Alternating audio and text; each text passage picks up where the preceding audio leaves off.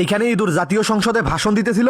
তোমাদের যা কিছু আছে তাই নিয়ে প্রস্তুত থাকো, মনে রাখবা রক্ত কখনো দিয়েছি, রক্ত আর দেবো, এদেশের মানুষকে মুক্ত করে ছাড়বো ইনশাআল্লাহ। এবারে আর এইখানে সব ইঁদুর বিড়ালের সেবা যত্নের কাজে লেগে পড়ে। বাসর ঘরে বসে কোনায় বসে মন আনন্দে গান গাইতেছে, বিবি আমি ঠকি নাই।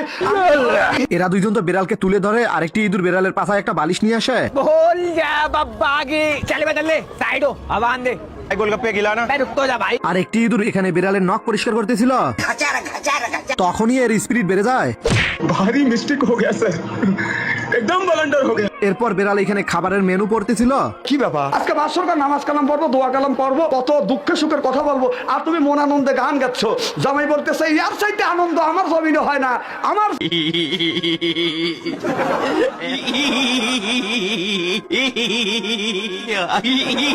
বিড়াল এখানে এক এক করে খাবারের নামগুলো বলতেছিল, আর এ এখানে দাঁড়িয়ে সব খাবারের নাম লিখতেছিল। তো লিস্টে এদের নাম দেখে ইঁদুর তো সেখান থেকে পালিয়ে যায়।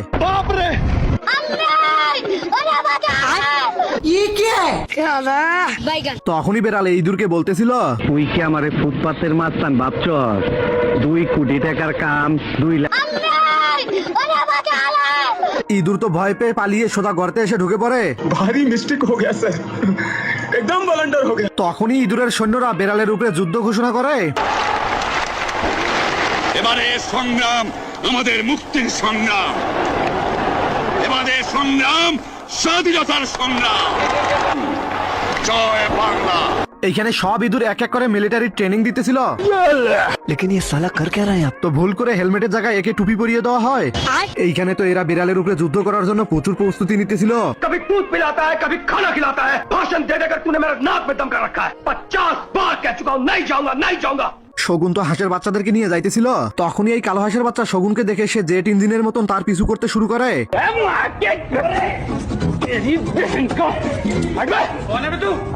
তো এর স্পিড এতই বেশি যে গাছ একজন আরেকজনকে চিপে ধরে।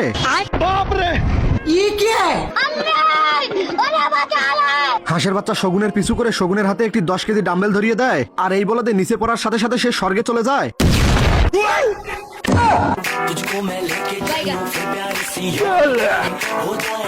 এখানে ইঁদুর আর তার বন্ধুরা মিলে মনের সুখে গান গাইতেছিল।